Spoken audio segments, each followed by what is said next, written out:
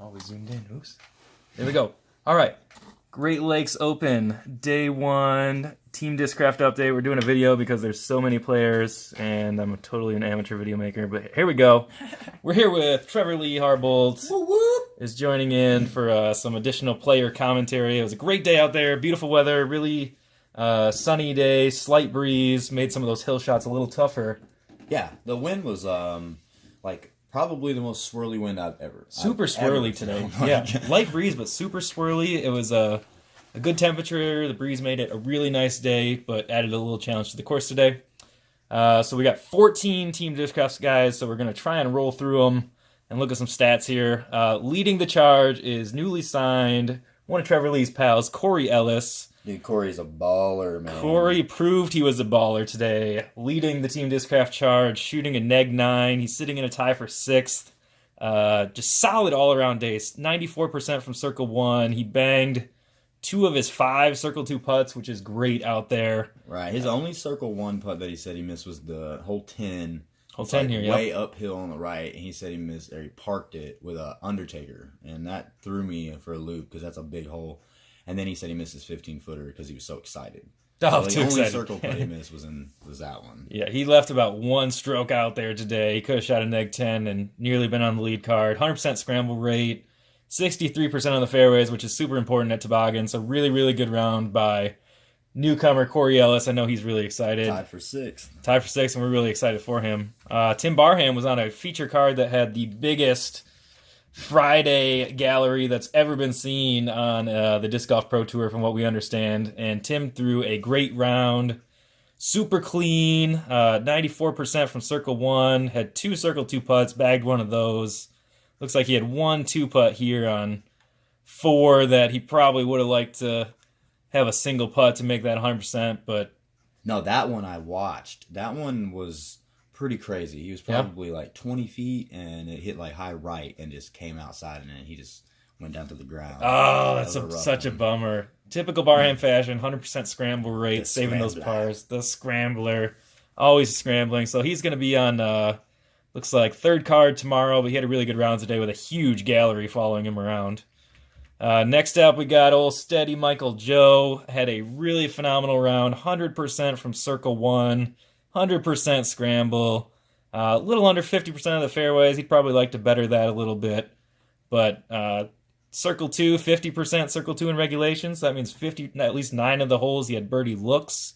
We see these Circle 2 putts. He wasn't able to cash those in. Super clean, man. Super clean. No just bogues. Really through some of the hard middle stretch here, was able to find some good pars, like a lot of these guys up at the top here. And then he was able to really finish strong, getting some late round birdies. So we'll see Michael Joe probably make some moves tomorrow. He knows the course a little better. And he missed some Circle 2 putts, and yeah, that's not Michael Joe style. So he usually hits 1 or 2 of those. So. Absolutely. I expect him to. He's tied for 25th. I imagine he'll jump into the top 20. What a field, though. I mean, like when you're in 25th in this field, you feel pretty good. Really big field, yeah.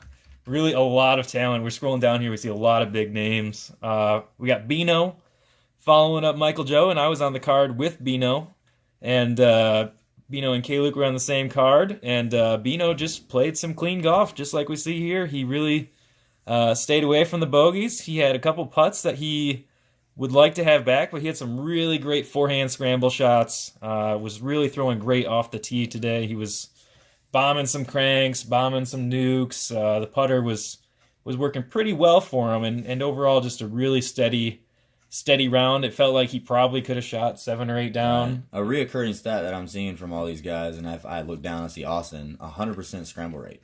Everybody so far from Discraft has 100% scramble rate. Scramble zones. Yeah, zones and these vultures, like people are loving the vultures. Too. I saw some machete scrambles as well today. Really good scramble. I threw my machete 1 time today. That's surprising. Yeah. That's surprising. Especially with the wind. Oh, yeah. Next up, we got Austin Turner, who was battling a little bit of a back injury, from what I understand. I talked to him a little bit after his round, and he's just not quite 100%, but he still put together a really great round today, stayed composed, kept it together. 94% from Circle 1. I definitely saw one of these 2 putts somewhere, and you could tell his putts just didn't have the pop. Right. I don't know. I haven't seen him play. I mean, I knew he took off a little time, but yeah, Circle 2, 72%. Wow. Circle, yeah, he was giving himself he was giving him some looks. a lot of. It's a great lefty-friendly course, and he was capitalizing on that with some great circle two looks. I kind of wish I was left-handed out to the ball.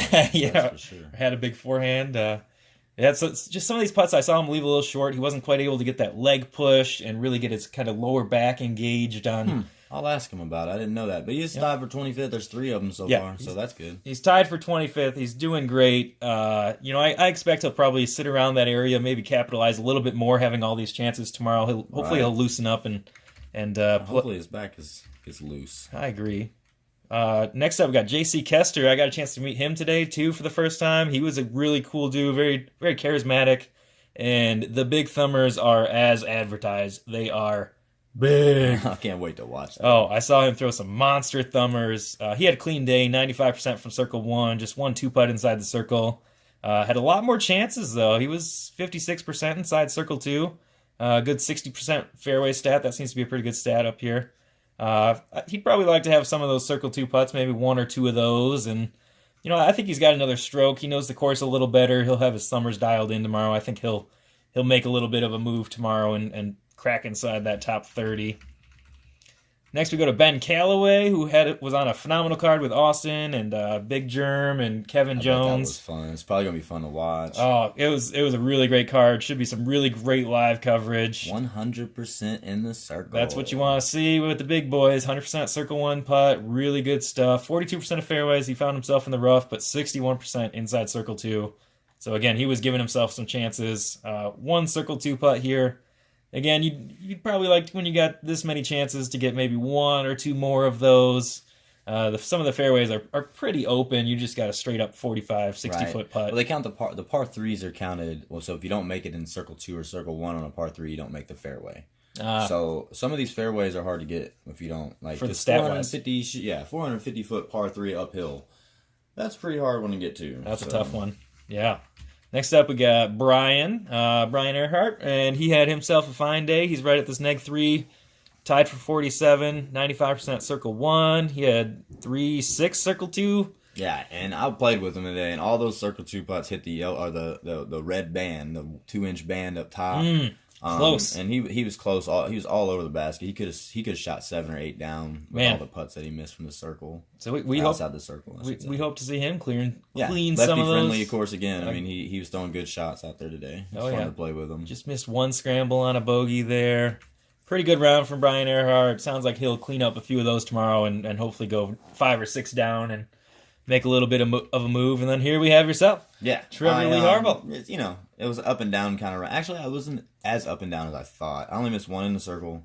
And that was because I threw it over the basket and it went 30 feet past. So I missed that one. Turned into 1-3 putt. That's a tough one. Right. I had a lot of opportunities, some of them step putts. Actually, the one I hit here was not a step putt. It was a straddle jump. Straddle jump? Hey, those are good. Yeah, I missed all the other step putts that hit chains or whatnot. But it was a good round.